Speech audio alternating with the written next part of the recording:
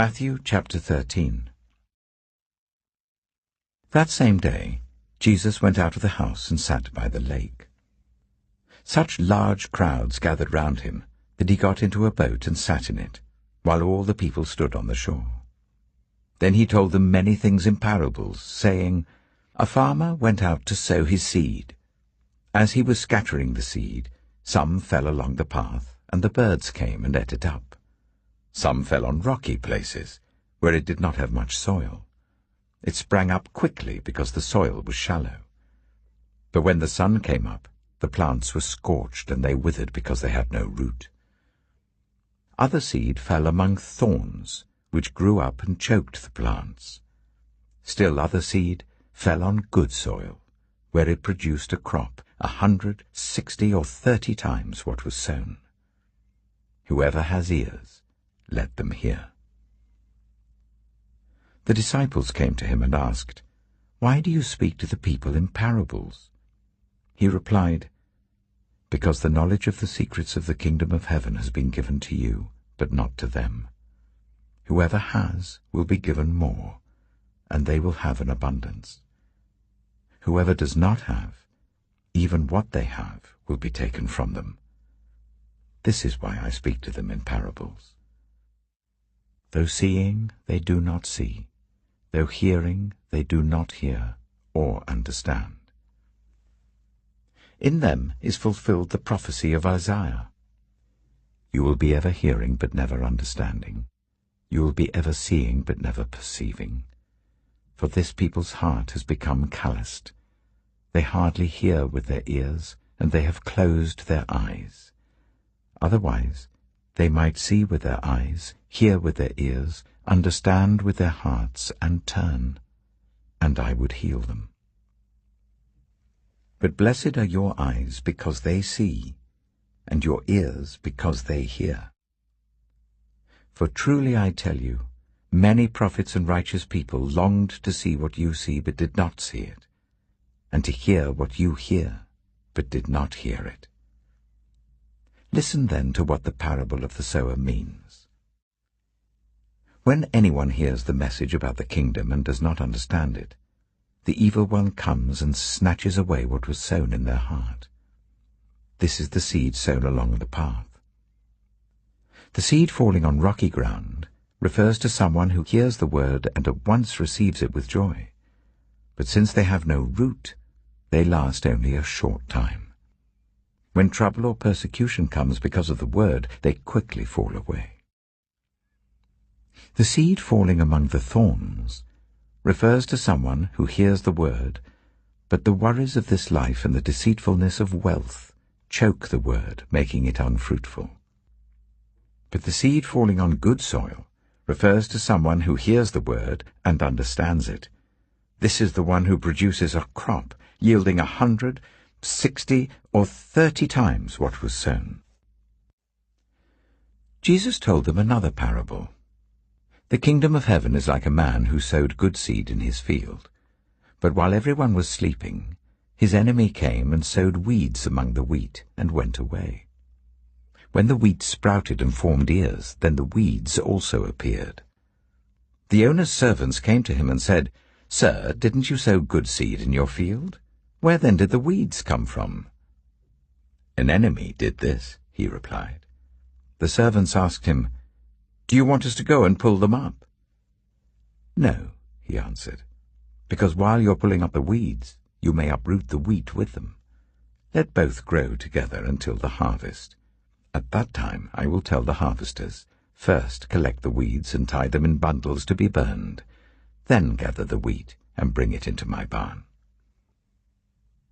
He told them another parable. The kingdom of heaven is like a mustard seed, which a man took and planted in his field. Though it is the smallest of all seeds, yet when it grows, it is the largest of garden plants and becomes a tree, so that the birds come and perch in its branches. He told them still another parable. The kingdom of heaven is like yeast that a woman took and mixed into about 30 kilograms of flour until it worked all through the dough. Jesus spoke all these things to the crowd in parables. He did not say anything to them without using a parable. So was fulfilled what was spoken through the prophet. I will open my mouth in parables. I will utter things hidden since the creation of the world. Then he left the crowd and went into the house. His disciples came to him and said, "Explain to us the parable of the weeds in the field." He answered, "The one who sowed the good seed is the Son of Man. The field is the world, and the good seed stands for the people of the kingdom. The weeds are the people of the evil one, and the enemy who sows them is the devil. The harvest is the end of the age, and the harvesters are angels. As the weeds are pulled up and burned in the fire, so it will be at the end of the age. The Son of Man will send out his angels, and they will weed out of his kingdom everything that causes sin and all who do evil. They will throw them into the blazing furnace, where there will be weeping and gnashing of teeth. Then the righteous will shine like the sun in the kingdom of their Father. Whoever has ears, let them hear. The kingdom of heaven is like treasure hidden in a field. When a man found it, he hid it again, and then in his joy went and sold all he had and bought that field. Again, the kingdom of heaven is like a merchant looking for fine pearls. When he found one of great value, he went away and sold everything he had and bought it. Once again, the kingdom of heaven is like a net that was let down into the lake and caught all kinds of fish. When it was full, the fishermen pulled it up on the shore. Then they sat down and collected the good fish in baskets, but threw the bad away. This is how it will be at the end of the age. The angels will come and separate the wicked from the righteous, and throw them into the blazing furnace, where there will be weeping and gnashing of teeth. "Have you understood all these things?" Jesus asked. "Yes," they replied. He said to them, "Therefore, every teacher of the law who has become a disciple in the kingdom of heaven is like the owner of a house who brings out of his storeroom new treasures as well as old." When Jesus had finished these parables, he moved on from there. Coming to his hometown, he began teaching the people in their synagogue, and they were amazed. "Where did this man get this wisdom and these miraculous powers?" they asked. "Isn't this the carpenter's son? Isn't his mother's name Mary? And aren't his brothers James, Joseph, Simon, and Judas? Aren't all his sisters with us? Where then did this man get all these things?" And they took offense at him. But Jesus said to them, "A prophet is not without honor, except in his own town and in his own home." And he did not do many miracles there because of their lack of faith. Matthew chapter 14.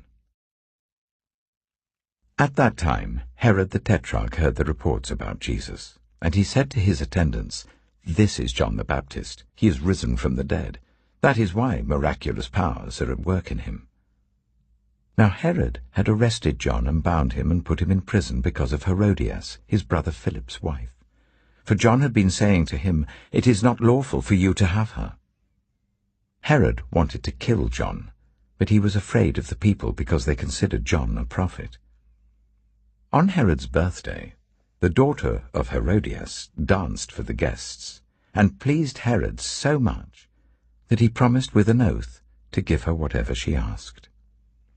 Prompted by her mother, she said, "Give me here on a dish the head of John the Baptist." The king was distressed, but because of his oaths and his dinner guests, he ordered that her request be granted and had John beheaded in the prison. His head was brought in on a dish and given to the girl, who carried it to her mother. John's disciples came and took his body and buried it. Then they went and told Jesus. When Jesus heard what had happened, he withdrew by boat privately to a solitary place.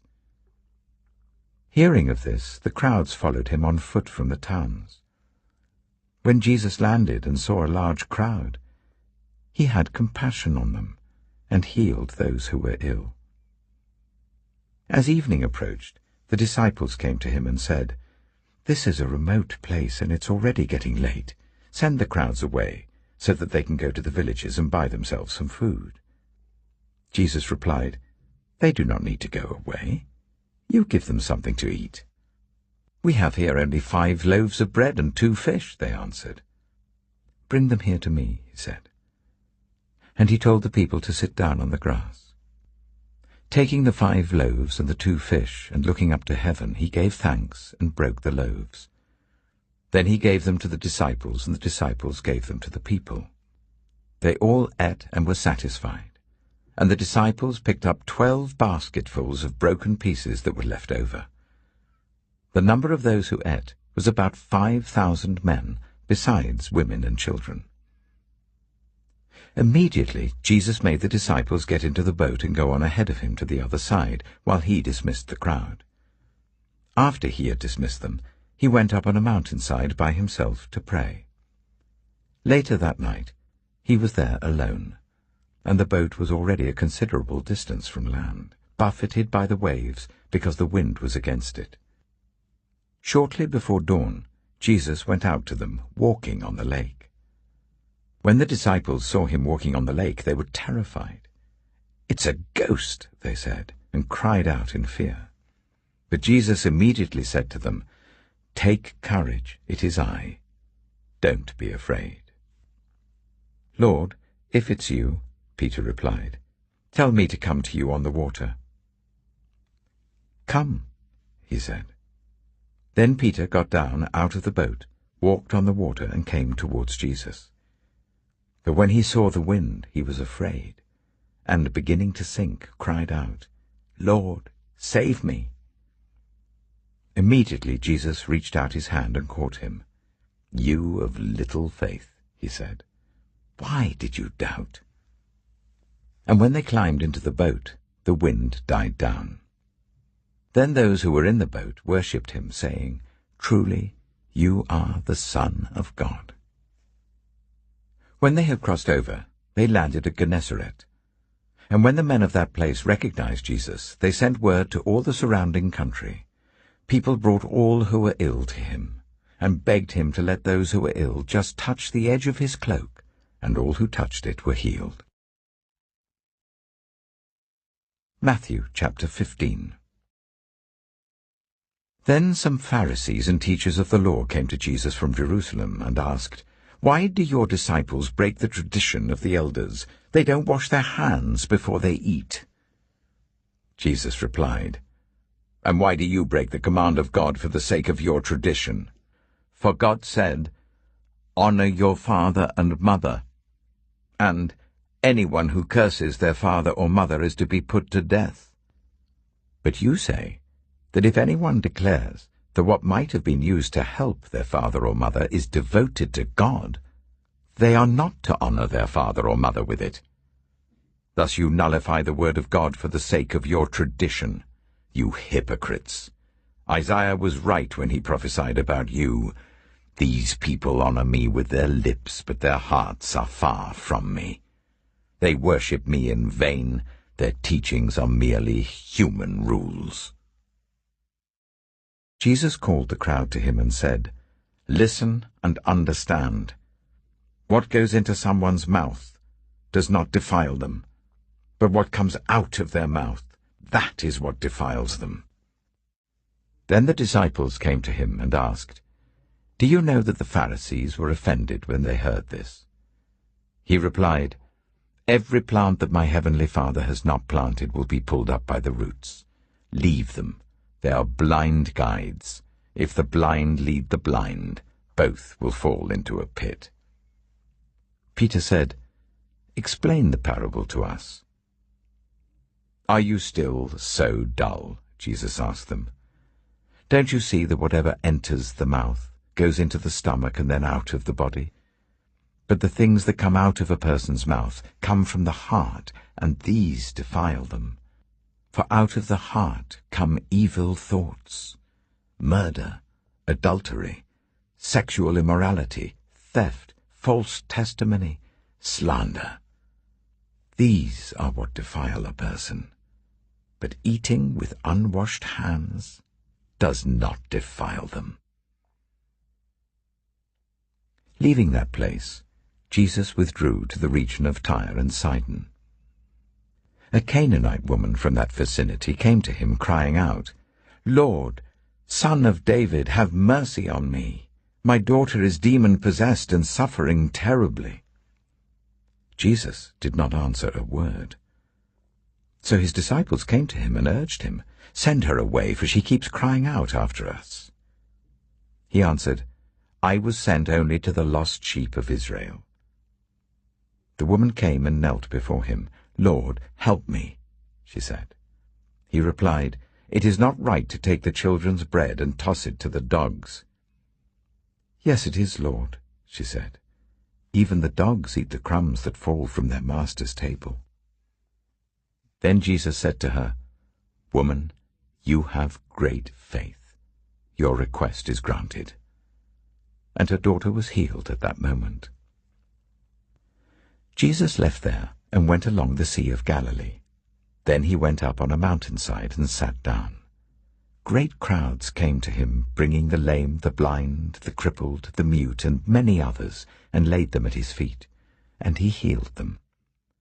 The people were amazed when they saw the mute speaking, the cripple made well, the lame walking, and the blind seeing. And they praised the God of Israel. Jesus called his disciples to him and said, "I have compassion for these people. They have already been with me 3 days and have nothing to eat. I do not want to send them away hungry, or they may collapse on the way." His disciples answered, "Where could we get enough bread in this remote place to feed such a crowd?" "How many loaves do you have?" Jesus asked. 7, they replied, "and a few small fish." He told the crowd to sit down on the ground. Then he took the 7 loaves and the fish, and when he had given thanks, he broke them and gave them to the disciples, and they in turn to the people. They all ate and were satisfied. Afterwards the disciples picked up 7 basketfuls of broken pieces that were left over. The number of those who ate was 4,000 men, besides women and children. After Jesus had sent the crowd away, he got into the boat and went to the vicinity of Magadan. Matthew chapter 16. The Pharisees and Sadducees came to Jesus and tested him by asking him to show them a sign from heaven. He replied, "When evening comes, you say, 'It will be fair weather, for the sky is red.' And in the morning, 'Today will be stormy, for the sky is red and overcast.' You know how to interpret the appearance of the sky, but you cannot interpret the signs of the times. A wicked and adulterous generation looks for a sign, but none will be given it, except the sign of Jonah." Jesus then left them and went away. When they went across the lake, the disciples forgot to take bread. "Be careful," Jesus said to them. "Be on your guard against the yeast of the Pharisees and Sadducees." They discussed this among themselves and said, "It is because we didn't bring any bread." Aware of their discussion, Jesus asked, "You of little faith, why are you talking among yourselves about having no bread? Do you still not understand? Don't you remember the 5 loaves for the 5,000, and how many basketfuls you gathered? Or the 7 loaves for the 4,000, and how many basketfuls you gathered? How is it you don't understand that I was not talking to you about bread? But be on your guard against the yeast of the Pharisees and Sadducees." Then they understood that he was not telling them to guard against the yeast used in bread, but against the teaching of the Pharisees and Sadducees. When Jesus came to the region of Caesarea Philippi, he asked his disciples, "Who do people say the Son of Man is?" They replied, "Some say John the Baptist, others say Elijah, and still others Jeremiah or one of the prophets." "But what about you?" he asked. "Who do you say I am?" Simon Peter answered, "You are the Messiah, the Son of the living God." Jesus replied, "Blessed are you, Simon, son of Jonah, for this was not revealed to you by flesh and blood, but by my Father in heaven. And I tell you that you are Peter, and on this rock I will build my church, and the gates of Hades will not overcome it. I will give you the keys of the kingdom of heaven. Whatever you bind on earth will be bound in heaven, and whatever you loose on earth will be loosed in heaven." Then he ordered his disciples not to tell anyone that he was the Messiah. From that time on, Jesus began to explain to his disciples that he must go to Jerusalem and suffer many things at the hands of the elders, the chief priests, and the teachers of the law, and that he must be killed, and on the third day be raised to life. Peter took him aside and began to rebuke him. "Never, Lord," he said. "This shall never happen to you." Jesus turned and said to Peter, "Get behind me, Satan. You are a stumbling block to me. You do not have in mind the concerns of God, but merely human concerns." Then Jesus said to his disciples, "Whoever wants to be my disciple must deny themselves and take up their cross and follow me. For whoever wants to save their life will lose it, but whoever loses their life for me will find it. What good will it be for someone to gain the whole world, yet forfeit their soul? Or what can anyone give in exchange for their soul? For the Son of Man is going to come in his Father's glory with his angels, and then he will reward each person according to what they have done. Truly I tell you, some who are standing here will not taste death before they see the Son of Man coming in his kingdom." Matthew chapter 17. After 6 days, Jesus took with him Peter, James, and John, the brother of James, and led them up a high mountain by themselves. There he was transfigured before them. His face shone like the sun, and his clothes became as white as the light. Just then there appeared before them Moses and Elijah talking with Jesus. Peter said to Jesus, "Lord, it is good for us to be here. If you wish, I will put up 3 shelters, one for you, one for Moses, and one for Elijah." While he was still speaking, a bright cloud covered them, and a voice from the cloud said, "This is my Son whom I love. With him I am well pleased. Listen to him." When the disciples heard this, they fell face down to the ground, terrified. But Jesus came and touched them. "Get up," he said. "Don't be afraid." When they looked up, they saw no one except Jesus. As they were coming down the mountain, Jesus instructed them, "Don't tell anyone what you have seen until the Son of Man has been raised from the dead." The disciples asked him, "Why then do the teachers of the law say that Elijah must come first?" Jesus replied, "To be sure, Elijah comes and will restore all things. But I tell you, Elijah has already come, and they did not recognize him, but have done to him everything they wished. In the same way the Son of Man is going to suffer at their hands." Then the disciples understood that he was talking to them about John the Baptist. When they came to the crowd, a man approached Jesus and knelt before him. "Lord, have mercy on my son," he said. "He has seizures and is suffering greatly. He often falls into the fire or into the water. I brought him to your disciples, but they could not heal him." "You unbelieving and perverse generation," Jesus replied, "how long shall I stay with you? How long shall I put up with you? Bring the boy here to me." Jesus rebuked the demon, and it came out of the boy, and he was healed at that moment. Then the disciples came to Jesus in private and asked, "Why couldn't we drive it out?" He replied, "Because you have so little faith. Truly I tell you, if you have faith as small as a mustard seed, you can say to this mountain, 'Move from here to there,' and it will move. Nothing will be impossible for you." When they came together in Galilee, he said to them, "The Son of Man is going to be delivered into the hands of men. They will kill him, and on the third day he will be raised to life." And the disciples were filled with grief.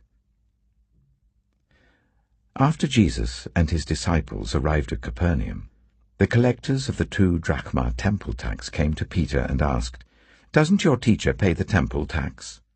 "Yes, he does," he replied. When Peter came into the house, Jesus was the first to speak. "What do you think, Simon?" he asked. "From whom do the kings of the earth collect duty and taxes? From their own children or from others?" "From others," Peter answered. "Then the children are exempt," Jesus said to him.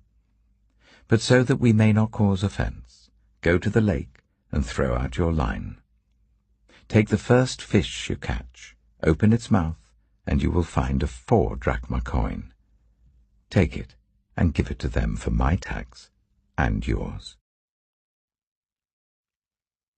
Matthew chapter 18. At that time the disciples came to Jesus and asked, "Who then is the greatest in the kingdom of heaven?" He called a little child to him, and placed the child among them, and he said, "Truly I tell you, unless you change and become like little children, you will never enter the kingdom of heaven. Therefore, whoever takes the lowly position of this child is the greatest in the kingdom of heaven. And whoever welcomes one such child in my name welcomes me. If anyone causes one of these little ones, those who believe in me, to stumble, it would be better for them to have a large millstone hung round their neck and to be drowned in the depths of the sea. Woe to the world because of the things that cause people to stumble.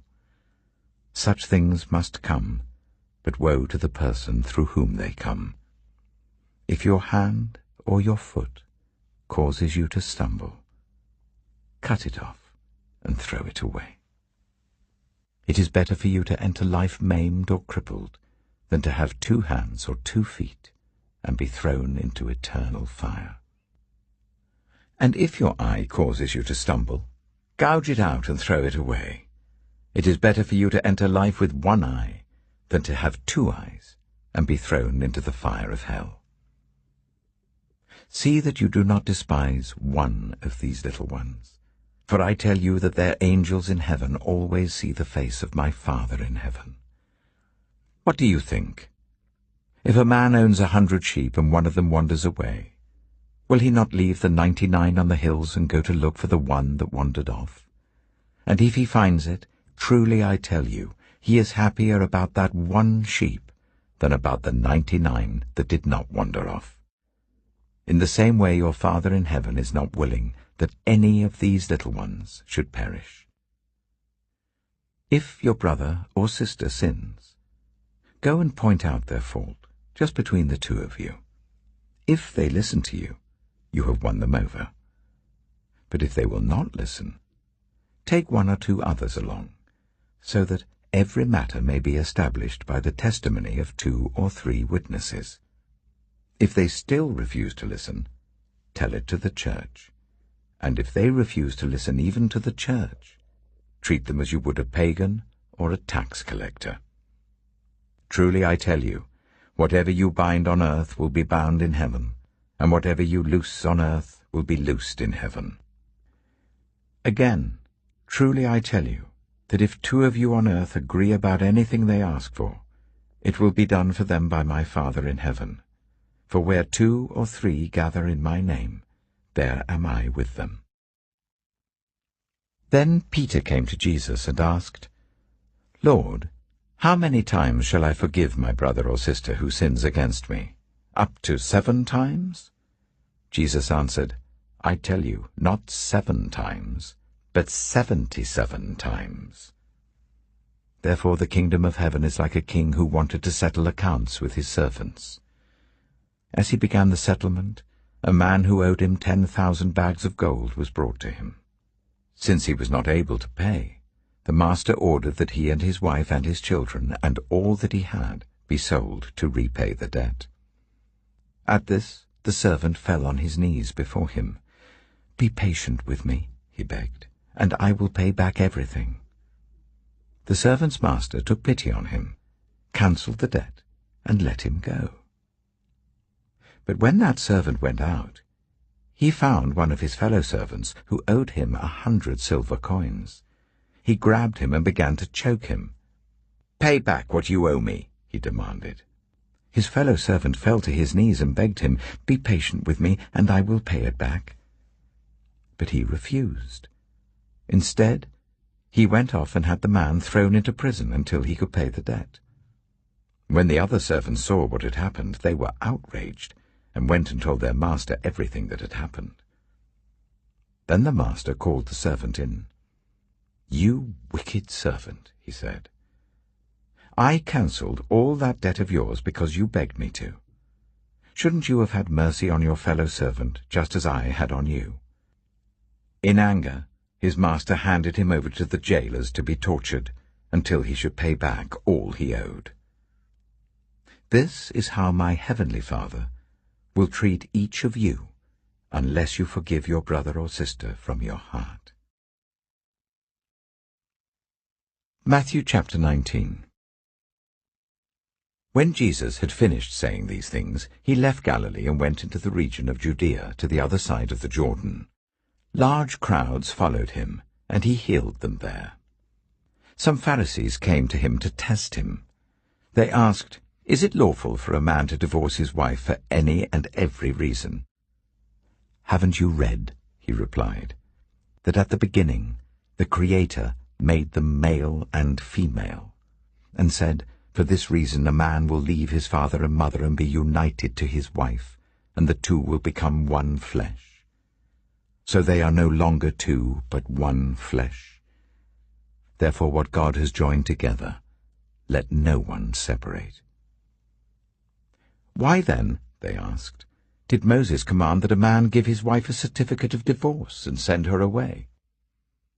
Jesus replied, "Moses permitted you to divorce your wives because your hearts were hard. But it was not this way from the beginning. I tell you that anyone who divorces his wife except for sexual immorality and marries another woman commits adultery." The disciples said to him, "If this is the situation between a husband and wife, it is better not to marry." Jesus replied, "Not everyone can accept this word, but only those to whom it has been given. For there are eunuchs who were born that way, and there are eunuchs who have been made eunuchs by others, and there are those who choose to live like eunuchs for the sake of the kingdom of heaven. The one who can accept this should accept it." Then people brought little children to Jesus for him to place his hands on them and pray for them. But the disciples rebuked them. Jesus said, "Let the little children come to me, do not hinder them, for the kingdom of heaven belongs to such as these." When he had placed his hands on them, he went on from there. Just then a man came up to Jesus and asked, "Teacher, what good thing must I do to get eternal life?" "Why do you ask me about what is good?" Jesus replied. "There is only one who is good. If you want to enter life, keep the commandments."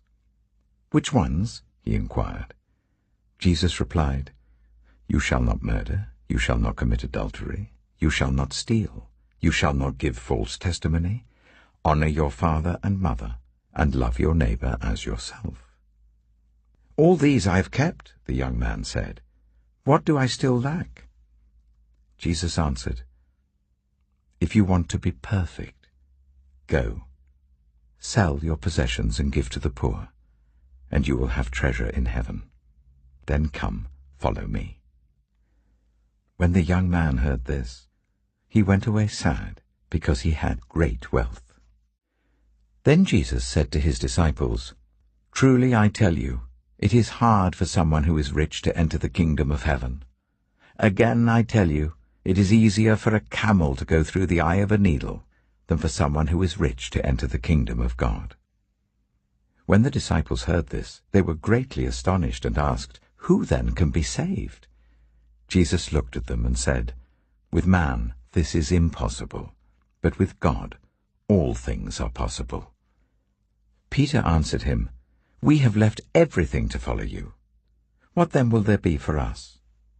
Jesus said to them, "Truly I tell you, at the renewal of all things, when the Son of Man sits on his glorious throne, you who have followed me will also sit on 12 thrones, judging the 12 tribes of Israel. And everyone who has left houses, or brothers or sisters, or father or mother or wife or children or fields for my sake, will receive 100 times as much and will inherit eternal life. But many who are first will be last, and many who are last will be first." Matthew chapter 20. For the kingdom of heaven is like a landowner who went out early in the morning to hire workers for his vineyard. He agreed to pay them a denarius for the day and sent them into his vineyard. About 9 in the morning he went out and saw others standing in the marketplace doing nothing. He told them, "You also go and work in my vineyard, and I will pay you whatever is right." So they went. He went out again about noon, and about 3 in the afternoon, and did the same thing.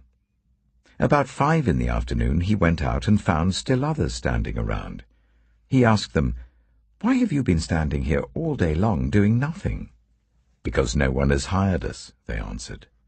He said to them, "You also go and work in my vineyard." When evening came, the owner of the vineyard said to his foreman, "Call the workers and pay them their wages, beginning with the last ones hired and going on to the first." The workers who were hired about 5 in the afternoon came, and each received a denarius. So when those came who were hired first, they expected to receive more.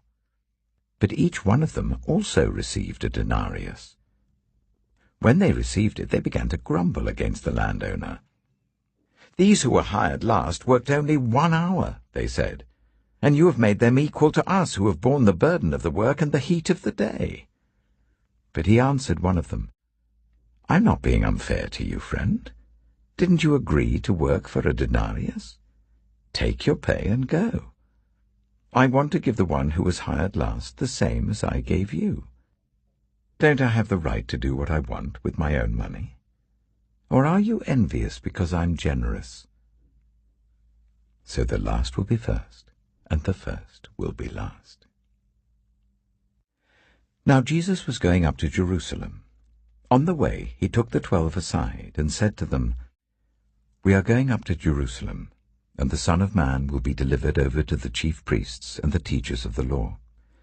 They will condemn him to death, and will hand him over to the Gentiles to be mocked and flogged and crucified.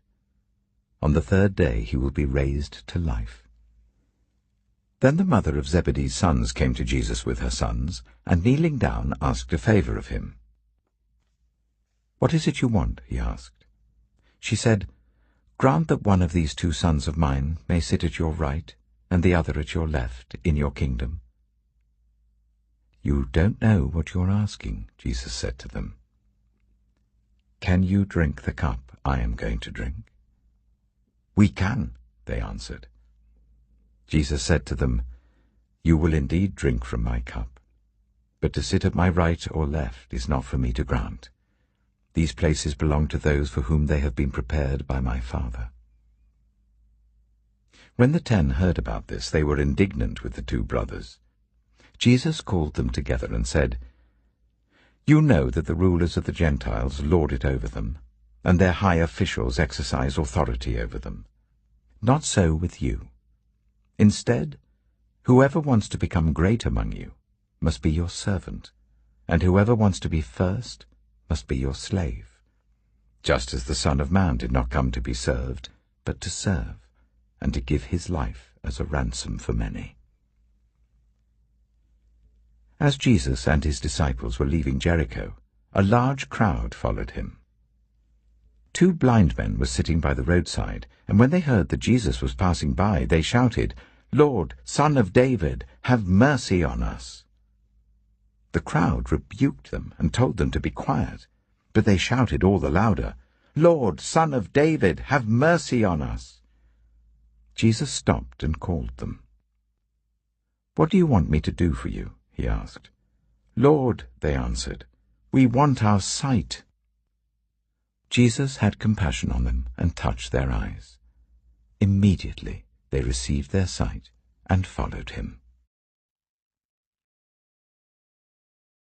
Matthew chapter 21. As they approached Jerusalem and came to Bethphage on the Mount of Olives, Jesus sent 2 disciples, saying to them, "Go to the village ahead of you, and at once you will find a donkey tied there with her colt by her. Untie them and bring them to me. If anyone says anything to you, say that the Lord needs them, and he will send them right away." This took place to fulfill what was spoken through the prophet. "Say to daughter Zion, see, your king comes to you, gentle and riding on a donkey, and on a colt, the foal of a donkey." The disciples went and did as Jesus had instructed them. They brought the donkey and the colt and placed their cloaks on them for Jesus to sit on. A very large crowd spread their cloaks on the road, while others cut branches from the trees and spread them on the road. The crowds that went ahead of him and those that followed shouted, "Hosanna to the Son of David! Blessed is he who comes in the name of the Lord! Hosanna in the highest heaven!" When Jesus entered Jerusalem, the whole city was stirred and asked, "Who is this?" The crowds answered, "This is Jesus, the prophet from Nazareth in Galilee." Jesus entered the temple courts and drove out all who were buying and selling there. He overturned the tables of the money changers and the benches of those selling doves. "It is written," he said to them, "My house will be called a house of prayer, but you are making it a den of robbers." The blind and the lame came to him at the temple, and he healed them. But when the chief priests and the teachers of the law saw the wonderful things he did, and the children shouting in the temple courts, "Hosanna to the Son of David," they were indignant. "Do you hear what these children are saying?" they asked him. "Yes," replied Jesus. "Have you never read, 'From the lips of children and infants, you, Lord, have called forth your praise'?" And he left them and went out of the city to Bethany, where he spent the night.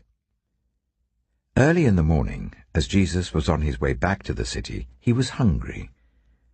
Seeing a fig tree by the road, he went up to it, but found nothing on it except leaves.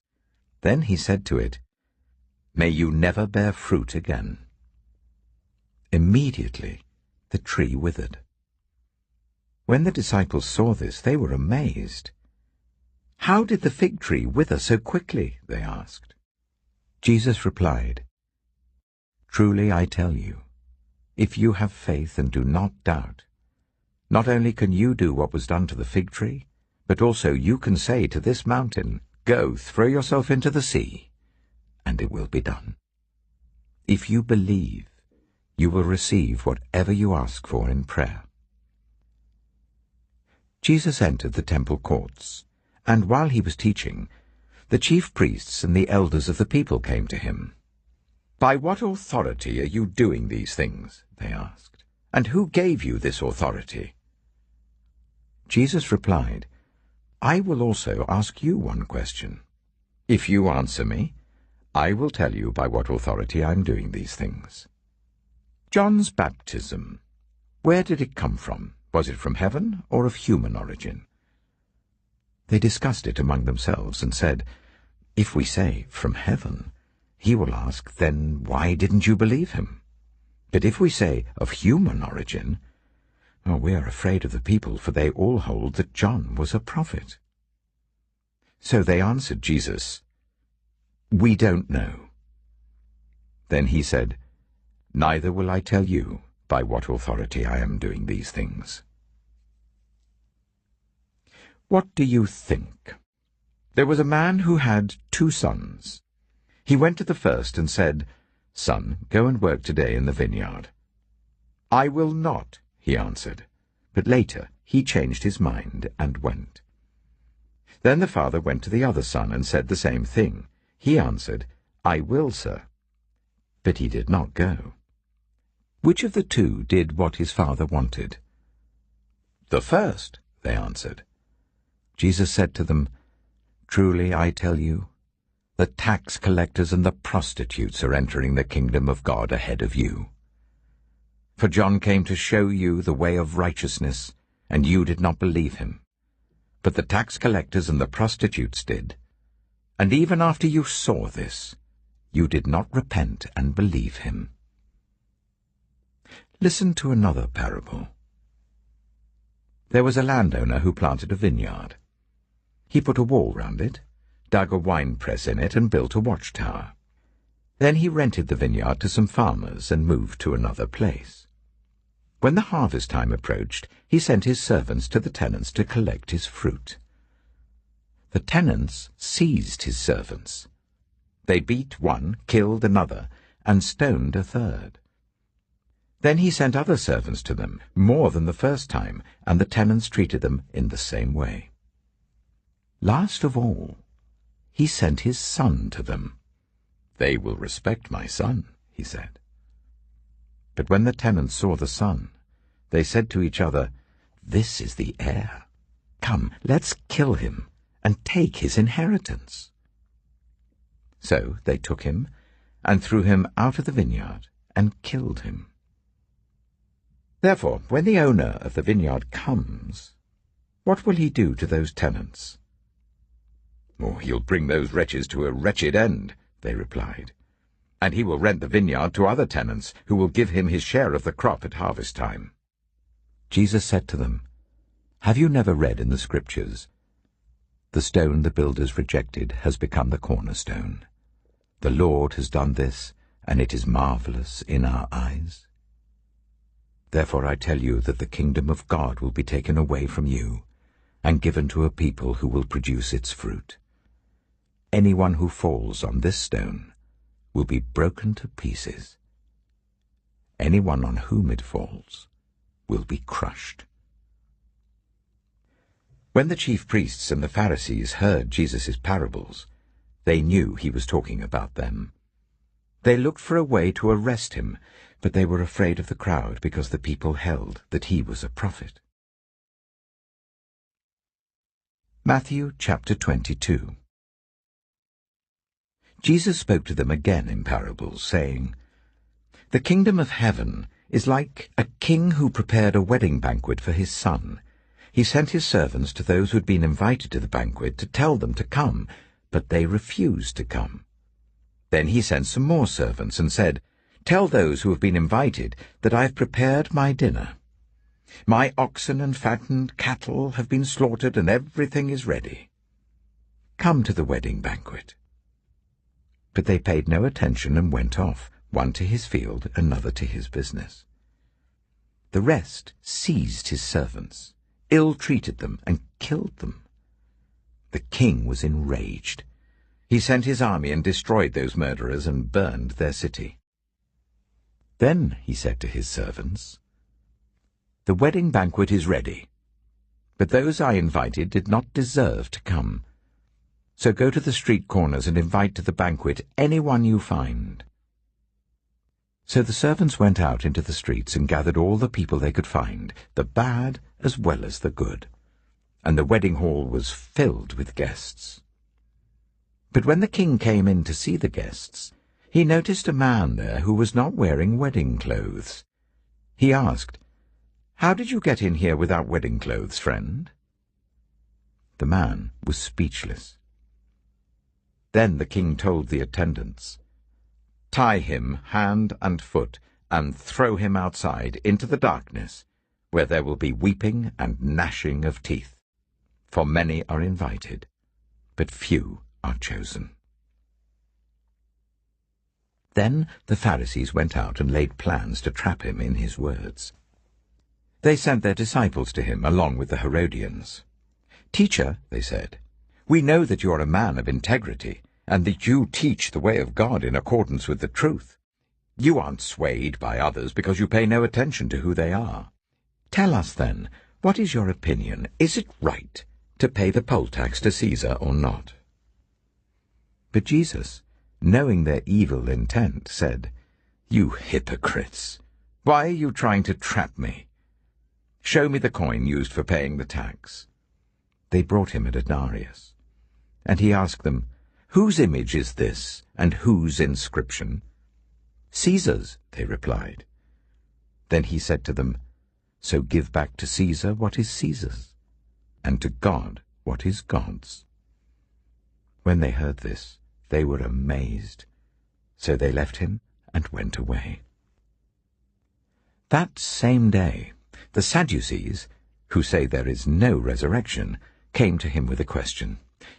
"Teacher," they said, "Moses told us that if a man dies without having children, his brother must marry the widow and raise up offspring for him.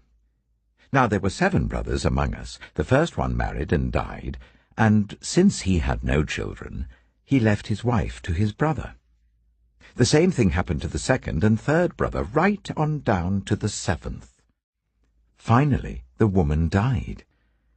Now then, at the resurrection, whose wife will she be of the 7, since all of them were married to her?" Jesus replied, "You are in error because you do not know the Scriptures or the power of God. At the resurrection, people will neither marry nor be given in marriage. They will be like the angels in heaven. But about the resurrection of the dead, have you not read what God said to you? 'I am the God of Abraham, the God of Isaac, and the God of Jacob.' He is not the God of the dead, but of the living." When the crowds heard this, they were astonished at his teaching. Hearing that Jesus had silenced the Sadducees, the Pharisees got together. One of them, an expert in the law, tested him with this question. "Teacher, which is the greatest commandment in the law?" Jesus replied, "Love the Lord your God with all your heart, and with all your soul, and with all your mind. This is the first and greatest commandment, and the second is like it. Love your neighbor as yourself. All the law and the prophets hang on these 2 commandments." While the Pharisees were gathered together, Jesus asked them, "What do you think about the Messiah? Whose son is he?" "The son of David," they replied. He said to them, "How is it, then, that David, speaking by the Spirit, calls him Lord? For he says, 'The Lord said to my Lord, sit at my right hand until I put your enemies under your feet.' If then David calls him Lord, how can he be his son?" No one could say a word in reply, and from that day on, no one dared to ask him any more questions. Matthew chapter 23. Then Jesus said to the crowds and to his disciples, "The teachers of the law and the Pharisees sit in Moses' seat. So you must be careful to do everything they tell you, but do not do what they do. For they do not practice what they preach. They tie up heavy, cumbersome loads and put them on other people's shoulders, but they themselves are not willing to lift a finger to move them. Everything they do is done for people to see. They make their phylacteries wide and the tassels on their garments long. Oh, they love the place of honor at banquets and the most important seats in the synagogue. They love to be greeted with respect in the marketplaces and to be called Rabbi by others. But you are not to be called Rabbi, for you have one teacher, and you are all brothers. And do not call anyone on earth Father, for you have one Father, and he is in heaven. Nor are you to be called instructors, for you have one instructor, the Messiah. The greatest among you will be your servant, for those who exalt themselves will be humbled, and those who humble themselves will be exalted. Woe to you, teachers of the law and Pharisees, You hypocrites! You shut the door of the kingdom of heaven in people's faces. You yourselves do not enter, nor will you let those enter who are trying to. Woe to you, teachers of the law and Pharisees, you hypocrites! You travel over land and sea to win a single convert, and when you have succeeded, you make them twice as much a child of hell as you are. Woe to you, blind guides! You say, if anyone swears by the temple, it means nothing, but anyone who swears by the gold of the temple is bound by that oath. Oh, you blind fools! Which is greater, the gold or the temple that makes the gold sacred? You also say, if anyone swears by the altar, it means nothing, but anyone who swears by the gift on the altar is bound by that oath. Oh, you blind men! Which is greater, the gift or the altar that makes the gift sacred? Therefore anyone who swears by the altar swears by it and by everything on it. And anyone who swears by the temple swears by it and by the one who dwells in it. And anyone who swears by heaven swears by God's throne and by the one who sits on it. Woe to you, teachers of the law and Pharisees, you hypocrites! You give 1/10 of your spices, mint, dill, and cumin, but you have neglected the more important matters of the law, justice, mercy, and faithfulness. You should have practiced the latter without neglecting the former. You blind guides! You strain out a gnat, but swallow a camel. Woe to you, teachers of the law and Pharisees, you hypocrites! You clean the outside of the cup and dish, but inside they are full of greed and self-indulgence. Blind Pharisee! First clean the inside of the cup and dish, and then the outside also will be clean. Woe to you, teachers of the law and Pharisees, you hypocrites! You are like whitewashed tombs, which look beautiful on the outside, but on the inside are full of the bones of the dead and everything unclean. In the same way, on the outside you appear to people as righteous, but on the inside you are full of hypocrisy and wickedness. Woe to you, teachers of the law and Pharisees, you hypocrites! You build tombs for the prophets and decorate the graves of the righteous. And you say, if we had lived in the days of our ancestors, we would not have taken part with them in shedding the blood of the prophets. So you testify against yourselves that you are the descendants of those who murdered the prophets. Go ahead, then, and complete what your ancestors started. You snakes! You brood of vipers! How will you escape being condemned to hell? Therefore I am sending you prophets and sages and teachers. Some of them you will kill and crucify. Others you will flog in your synagogues and pursue from town to town. And so upon you will come all the righteous blood that has been shed on earth, from the blood of righteous Abel to the blood of Zechariah the son of Berechiah, whom you murdered between the temple and the altar. Truly I tell you, all this will come upon this generation. Jerusalem, Jerusalem, you who kill the prophets and stone those sent to you, how often I have longed to gather your children together, as a hen gathers her chicks under her wings, and you were not willing. Look, your house is left to you, desolate. For I tell you, you will not see me again until you say, Blessed is he who comes in the name of the Lord. Matthew chapter 24. Jesus left the temple and was walking away when his disciples came up to him to call his attention to its buildings.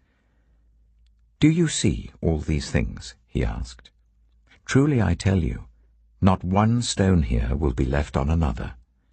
Every one will be thrown down." As Jesus was sitting on the Mount of Olives, the disciples came to him privately. "Tell us," they said, "when will this happen? And what will be the sign of your coming and the end of the age?" Jesus answered, "Watch out that no one deceives you. For many will come in my name, claiming, 'I am the Messiah,' and will deceive many. You will hear of wars and rumors of wars. But see to it that you are not alarmed. Such things must happen. But the end is still to come. Nation will rise against nation, and kingdom against kingdom. There will be famines and earthquakes in various places. All these are the beginning of birth pains. Then you will be handed over to be persecuted and put to death, and you will be hated by all nations because of me. At that time, many will turn away from the faith and will betray and hate each other. And many false prophets will appear and deceive many people. Because of the increase of wickedness, the love of most will grow cold. But the one who stands firm to the end will be saved. And this gospel of the kingdom will be preached in the whole world as a testimony to all nations. And then the end will come. So when you see, standing in the holy place, the abomination that causes desolation, spoken of through the prophet Daniel, let the reader understand.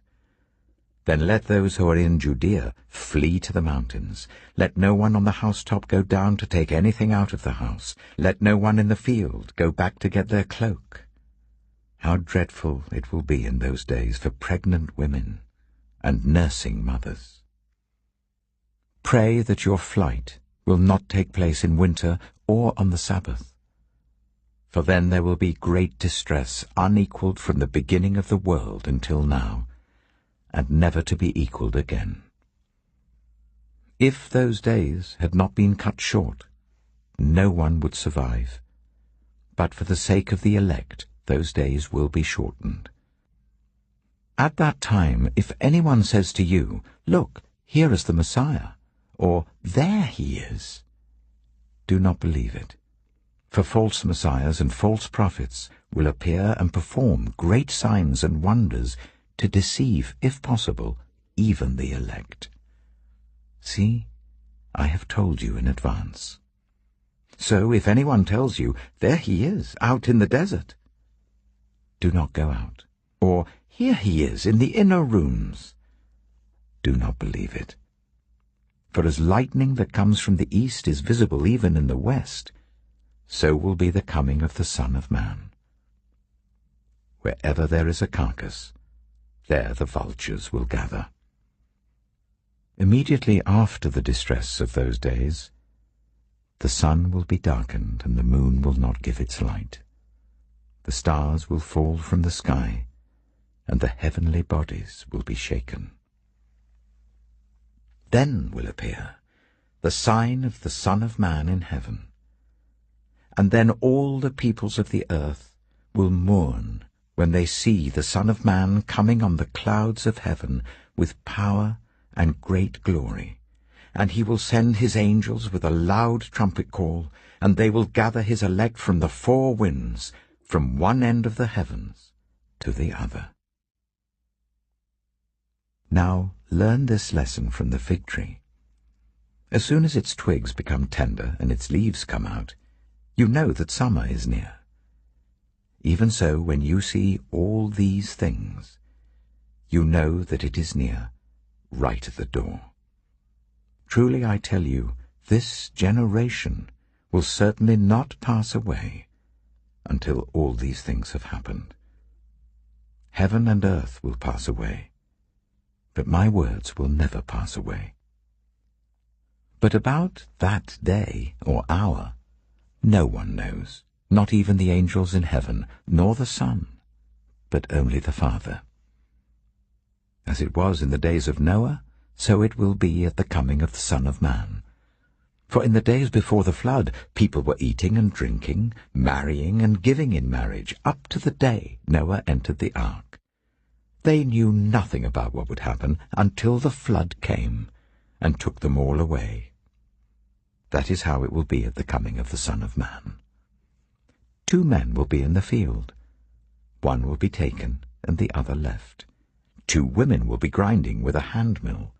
One will be taken and the other left. Therefore, keep watch, because you do not know on what day your Lord will come. But understand this: if the owner of the house had known at what time of night the thief was coming, he would have kept watch and would not have let his house be broken into. So you also must be ready, because the Son of Man will come at an hour when you do not expect him. Who then is the faithful and wise servant, whom the master has put in charge of the servants in his household to give them their food at the proper time? It will be good for that servant, whose master finds him doing so when he returns. Truly I tell you, he will put him in charge of all his possessions. But suppose that servant is wicked, and says to himself, "My master is staying away a long time." And he then begins to beat his fellow servants and to eat and drink with drunkards. The master of that servant will come on a day when he does not expect him, and at an hour he is not aware of. He will cut him to pieces and assign him a place with the hypocrites, where there will be weeping and gnashing of teeth. Matthew chapter 25. At that time, the kingdom of heaven will be like 10 virgins, who took their lamps and went out to meet the bridegroom. 5 of them were foolish, and 5 were wise. The foolish ones took their lamps, but did not take any oil with them. The wise ones, however, took oil in jars along with their lamps. The bridegroom was a long time in coming, and they all became drowsy and fell asleep. At midnight the cry rang out, "Here's the bridegroom! Come out to meet him!" Then all the virgins woke up and trimmed their lamps. The foolish ones said to the wise, "Give us some of your oil, our lamps are going out." "No," they replied, "there may not be enough for both us and you. Instead, go to those who sell oil and buy some for yourselves." But while they were on their way to buy the oil, the bridegroom arrived. The virgins who were ready went in with him to the wedding banquet, and the door was shut. Later the others also came. "Lord, Lord," they said, "open the door for us." But he replied, "Truly I tell you, I don't know you. Therefore keep watch, because you do not know the day or the hour." Again, it will be like a man going on a journey, who called his servants and entrusted his wealth to them. To one he gave 5 bags of gold, to another 2 bags, and to another 1 bag, each according to his ability. Then he went on his journey. The man who received 5 bags of gold went at once and put his money to work, and gained 5 bags more. So also the one with 2 bags of gold gained 2 more. But the man who had received 1 bag went off, dug a hole in the ground, and hid his master's money. After a long time, the master of those servants returned and settled accounts with them. The man who had received 5 bags of gold brought the other 5. "Master," he said, "you entrusted me with 5 bags of gold. See, I have gained 5 more." His master replied, "Well done, good and faithful servant. You have been faithful with a few things. I will put you in charge of many things. Come and share your master's happiness." The man with 2 bags of gold also came. "Master," he said, "you entrusted me with 2 bags of gold. See, I have gained 2 more." His master replied, "Well done, good and faithful servant. You have been faithful with a few things, I will put you in charge of many things. Come and share your master's happiness." Then the man who had received 1 bag of gold came. "Master," he said, "I knew that you are a hard man, harvesting where you have not sown and gathering where you have not scattered seed. So I was afraid, and went out and hid your gold in the ground. See, here is what belongs to you." His master replied, "You wicked, lazy servant. So you knew that I harvest where I have not sown and gather where I have not scattered seed? Well then, you should have put my money on deposit with the bankers, so that when I returned, I would have received it back with interest. So take the bag of gold from him, and give it to the one who has 10 bags. For whoever has will be given more, and they will have an abundance. Whoever does not have, even what they have, will be taken from them. And throw that worthless servant outside, into the darkness, where there will be weeping and gnashing of teeth. When the Son of Man comes in his glory, and all the angels with him, he will sit on his glorious throne. All the nations will be gathered before him, and he will separate the people one from another, as a shepherd separates the sheep from the goats. He will put the sheep on his right and the goats on his left. Then the king will say to those on his right, "Come, you who are blessed by my Father, take your inheritance, the kingdom prepared for you since the creation of the world. For I was hungry, and you gave me something to eat. I was thirsty, and you gave me something to drink. I was a stranger, and you invited me in. I needed clothes, and you clothed me. I was ill, and you looked after me. I was in prison, and you came to visit me." Then the righteous will answer him, "Lord, when did we see you hungry and feed you, or thirsty and give you something to drink? When did we see you a stranger and invite you in, or needing clothes and clothe you? When did we see you ill, or in prison and go to visit you?" The king will reply, "Truly I tell you, whatever you did for one of the least of these brothers and sisters of mine, you did for me."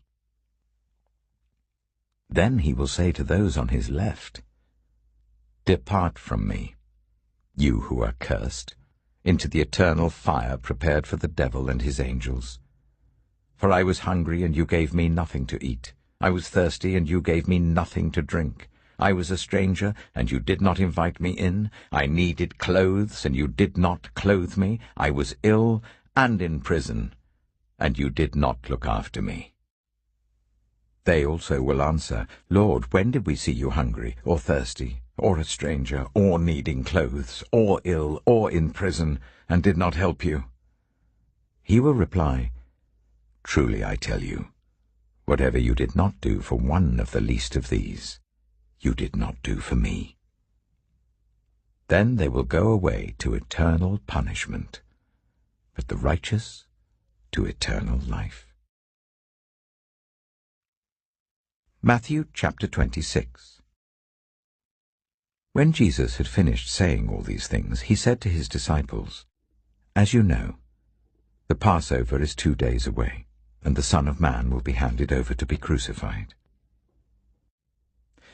Then the chief priests and the elders of the people assembled in the palace of the high priest, whose name was Caiaphas, and they schemed to arrest Jesus secretly and kill him.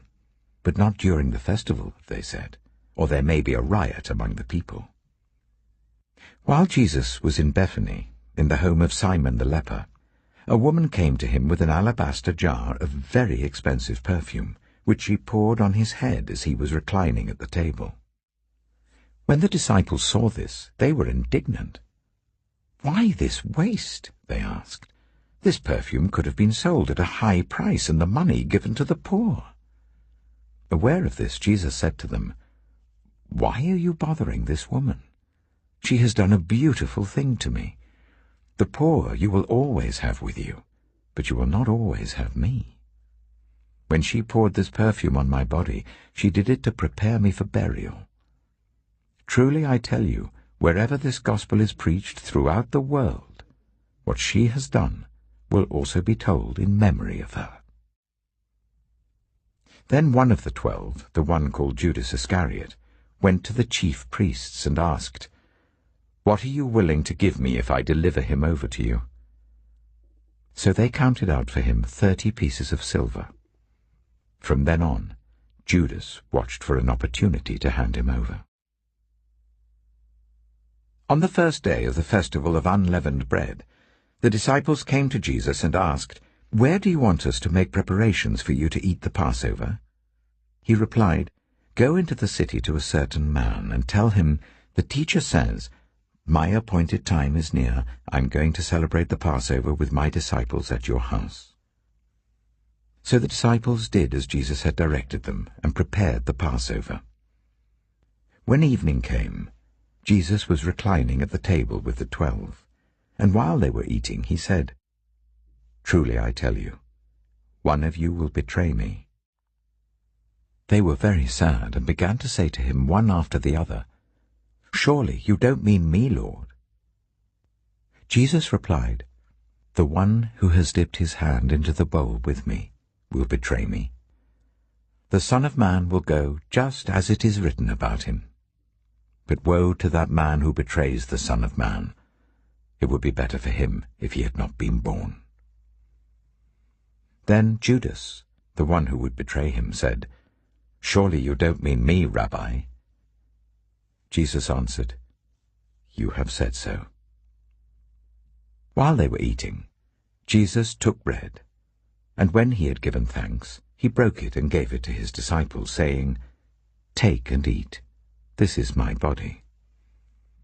Then he took a cup, and when he had given thanks, he gave it to them, saying, "Drink from it, all of you. This is my blood of the covenant, which is poured out for many for the forgiveness of sins. I tell you, I will not drink from this fruit of the vine from now on, until that day when I drink it new with you in my Father's kingdom." When they had sung a hymn, they went out to the Mount of Olives. Then Jesus told them, "This very night you will all fall away on account of me. For it is written, 'I will strike the shepherd, and the sheep of the flock will be scattered.' But after I have risen, I will go ahead of you into Galilee." Peter replied, "Even if all fall away on account of you, I never will." "Truly I tell you," Jesus answered, "this very night before the cock crows, you will disown me 3 times. But Peter declared, "Even if I have to die with you, I will never disown you." And all the other disciples said the same.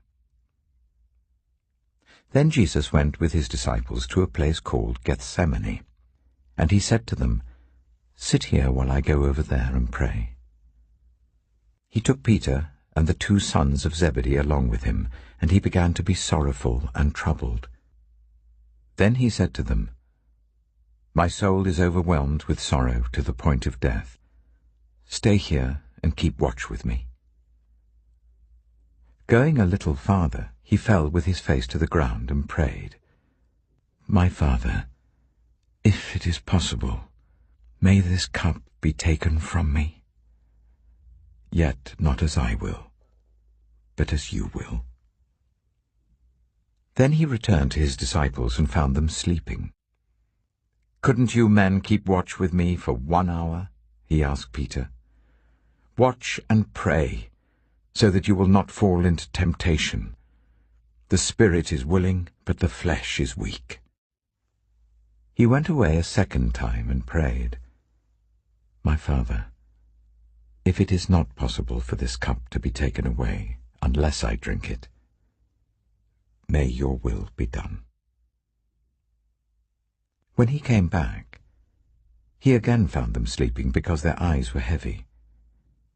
So he left them and went away once more and prayed the 3rd time, saying the same thing. Then he returned to the disciples and said to them, "Are you still sleeping and resting? Look, the hour has come, and the Son of Man is delivered into the hands of sinners. Rise, let us go. Here comes my betrayer." While he was still speaking, Judas, one of the 12, arrived. With him was a large crowd armed with swords and clubs sent from the chief priests and the elders of the people. Now the betrayer had arranged a signal with them. "The one I kiss is the man. Arrest him." Going at once to Jesus, Judas said, "Greetings, Rabbi," and kissed him.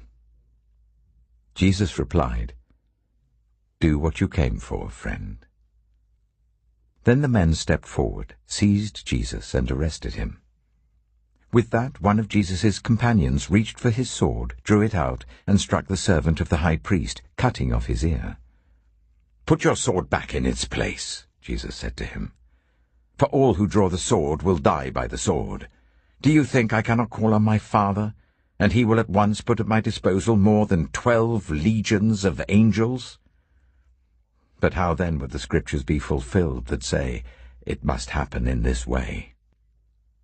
In that hour Jesus said to the crowd, "Am I leading a rebellion that you have come out with swords and clubs to capture me? Every day I sat in the temple courts teaching, and you did not arrest me. But this has all taken place that the writings of the prophets might be fulfilled." Then all the disciples deserted him and fled. Those who had arrested Jesus took him to Caiaphas, the high priest, where the teachers of the law and the elders had assembled. But Peter followed him at a distance, right up to the courtyard of the high priest. He entered and sat down with the guards to see the outcome. The chief priests and the whole Sanhedrin were looking for false evidence against Jesus, so that they could put him to death. But they did not find any, though many false witnesses came forward. Finally, 2 came forward and declared, "This fellow said, 'I am able to destroy the temple of God and rebuild it in 3 days.'" Then the high priest stood up and said to Jesus, "Are you not going to answer? What is this testimony that these men are bringing against you?" But Jesus remained silent. The high priest said to him, "I charge you under oath by the living God. Tell us if you are the Messiah, the Son of God." "You have said so," Jesus replied. "But I say to all of you, from now on you will see the Son of Man sitting at the right hand of the Mighty One and coming on the clouds of heaven." Then the high priest tore his clothes and said, "He has spoken blasphemy. Why do we need any more witnesses? Look, now you have heard the blasphemy. What do you think?" "He is worthy of death," they answered. Then they spat in his face and struck him with their fists. Others slapped him and said, "Prophesy to us, Messiah. Who hit you?" Now Peter was sitting out in the courtyard, and a servant girl came to him. "You also were with Jesus of Galilee," she said. But he denied it before them all. "I don't know what you're talking about," he said. Then he went out to the gateway, where another servant girl saw him and said to the people there, "This fellow was with Jesus of Nazareth." He denied it again with an oath. "I don't know the man." After a little while, those standing there went up to Peter and said, "Surely you are one of them. Your accent gives you away." Then he began to call down curses, and he swore to them, "I don't know the man." Immediately a cock crowed. Then Peter remembered the word Jesus had spoken, "Before the cock crows, you will disown me 3 times." And he went outside and wept bitterly. Matthew chapter 27. Early in the morning, all the chief priests and the elders of the people made their plans how to have Jesus executed. So they bound him, led him away, and handed him over to Pilate the governor. When Judas, who had betrayed him, saw that Jesus was condemned, he was seized with remorse and returned the 30 pieces of silver to the chief priests and the elders. "I have sinned," he said. for I have betrayed innocent blood." "What is that to us?" they replied. "That's your responsibility." So Judas threw the money into the temple and left. Then he went away and hanged himself. The chief priests picked up the coins and said, "It is against the law to put this into the treasury, since it is blood money." So they decided to use the money to buy the potter's field as a burial place for foreigners. That is why it's been called the Field of Blood to this day. Then what was spoken by Jeremiah the prophet was fulfilled. They took the 30 pieces of silver, the price set on him by the people of Israel, and they used them to buy the potter's field as the Lord commanded me. Meanwhile, Jesus stood before the governor, and the governor asked him, "Are you the king of the Jews?" "You have said so," Jesus replied.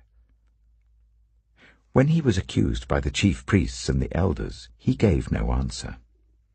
Then Pilate asked him, "Don't you hear the testimony they're bringing against you?" But Jesus made no reply, not even to a single charge, to the great amazement of the governor.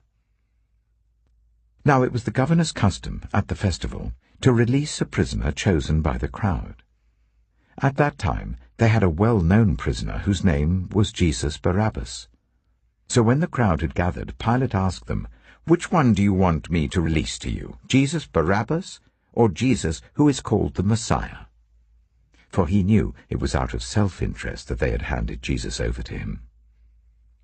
While Pilate was sitting on the judge's seat, his wife sent him this message, "Don't have anything to do with that innocent man, for I have suffered a great deal today in a dream because of him." But the chief priests and the elders persuaded the crowd to ask for Barabbas and to have Jesus executed. "Which of the two do you want me to release to you?" asked the governor. "Barabbas," they answered. "What shall I do then with Jesus who is called the Messiah?" Pilate asked. They all answered, "Crucify him." "Why? What crime has he committed?" asked Pilate. But they shouted all the louder, "Crucify him!" When Pilate saw that he was getting nowhere, but that instead an uproar was starting, he took water and washed his hands in front of the crowd. "I am innocent of this man's blood," he said. "It is your responsibility." All the people answered, "His blood is on us and on our children." Then he released Barabbas to them, but he had Jesus flogged and handed him over to be crucified. Then the governor's soldiers took Jesus into the praetorium and gathered the whole company of soldiers round him. They stripped him and put a scarlet robe on him, and then twisted together a crown of thorns and set it on his head. They put a staff in his right hand. Then they knelt in front of him and mocked him. "Hail, King of the Jews!" they said. They spat on him and took the staff and struck him on the head again and again. After they had mocked him, they took off the robe and put his own clothes on him. Then they led him away to crucify him. As they were going out, they met a man from Cyrene named Simon, and they forced him to carry the cross. They came to a place called Golgotha, which means the place of the skull. There they offered Jesus wine to drink mixed with gall, but after tasting it he refused to drink it. When they had crucified him, they divided up his clothes by casting lots, and sitting down they kept watch over him there. Above his head they placed the written charge against him, "This is Jesus, the King of the Jews." 2 rebels were crucified with him, one on his right and one on his left. Those who passed by hurled insults at him, shaking their heads and saying, "You who are going to destroy the temple and build it in 3 days, save yourself. Come down from the cross if you are the Son of God." In the same way the chief priests, the teachers of the law, and the elders mocked him. "He saved others," they said, "but he can't save himself. He's the King of Israel. let him come down now from the cross, and we will believe in him. He trusts in God. Let God rescue him now, if he wants him. For he said, 'I am the Son of God.'" In the same way the rebels who were crucified with him also heaped insults on him. From noon until 3 in the afternoon, darkness came over all the land. About 3 in the afternoon, Jesus cried out in a loud voice, "Eli, Eli, lama sabachthani," which means, my God, why have you forsaken me?" When some of those standing there heard this, they said, "He's calling Elijah." Immediately one of them ran and got a sponge. He filled it with wine vinegar, put it on a staff, and offered it to Jesus to drink. The rest said, "Now leave him alone. Let's see if Elijah comes to save him." And when Jesus had cried out again in a loud voice, he gave up his spirit. At that moment, the curtain of the temple was torn in two from top to bottom.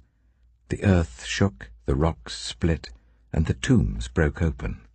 The bodies of many holy people who had died were raised to life. They came out of the tombs after Jesus' resurrection and went into the holy city and appeared to many people. When the centurion and those with him who were guarding Jesus saw the earthquake and all that had happened, they were terrified and exclaimed, "Surely he was the Son of God." Many women were there, watching from a distance. They had followed Jesus from Galilee to care for his needs. Among them were Mary Magdalene, Mary the mother of James and Joseph, and the mother of Zebedee's sons.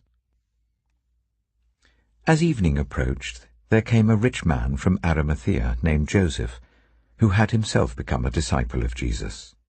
Going to Pilate, he asked for Jesus' body, and Pilate ordered that it be given to him. Joseph took the body, wrapped it in a clean linen cloth, and placed it in his own new tomb that he had cut out of the rock. He rolled a big stone in front of the entrance to the tomb and went away. Mary Magdalene and the other Mary were sitting there opposite the tomb. The next day, the one after Preparation Day, the chief priests and the Pharisees went to Pilate. "Sir," they said, "we remember that while he was still alive, that deceiver said, 'After 3 days I will rise again.' So give the order for the tomb to be made secure until the 3rd day. Otherwise his disciples may come and steal the body and tell the people that he has been raised from the dead. This last deception will be worse than the first." "Take a guard," Pilate answered. "Go, make the tomb as secure as you know how." So they went and made the tomb secure by putting a seal on the stone and posting the guard. Matthew chapter 28. After the Sabbath, at dawn on the 1st day of the week, Mary Magdalene and the other Mary went to look at the tomb. There was a violent earthquake, for an angel of the Lord came down from heaven, and going to the tomb rolled back the stone and sat on it. His appearance was like lightning, and his clothes were white as snow. The guards were so afraid of him that they shook and became like dead men. The angel said to the women, "Do not be afraid, for I know that you are looking for Jesus who was crucified. He is not here. He is risen just as he said. Come and see the place where he lay. Then go quickly and tell his disciples he has risen from the dead and is going ahead of you into Galilee. There you will see him. Now I have told you." So the women hurried away from the tomb, afraid yet filled with joy, and ran to tell his disciples. Suddenly Jesus met them. "Greetings," he said. They came to him, clasped his feet, and worshipped him. Then Jesus said to them, "Do not be afraid. Go and tell my brothers to go to Galilee. There they will see me." While the women were on their way, Some of the guards went into the city and reported to the chief priests everything that had happened. When the chief priests had met with the elders and devised a plan, they gave the soldiers a large sum of money, telling them, "You are to say, 'His disciples came during the night and stole him away while we were asleep.' If this report gets to the governor, we will satisfy him and keep you out of trouble." So the soldiers took the money and did as they were instructed. And this story has been widely circulated among the Jews to this very day. Then the 11 disciples went to Galilee, to the mountain where Jesus had told them to go.